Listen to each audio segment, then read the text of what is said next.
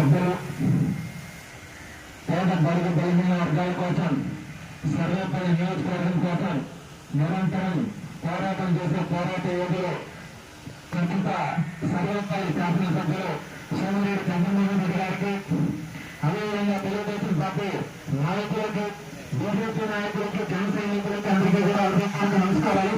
ముందుగా ఈశ్వరి ఈశ్వరమ్మ గారికి పాదాభివందనం చేస్తున్నాం.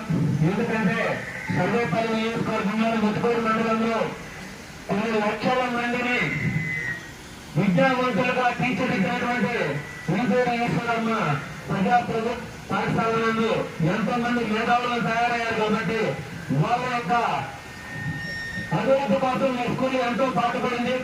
అదేవిధంగా ఇక్కడ కూర్చొని ఉన్నటువంటి నేటి బాలలు రేపటి భావి భారత పౌరులుగా తీర్చిదిద్దే సమాజానికి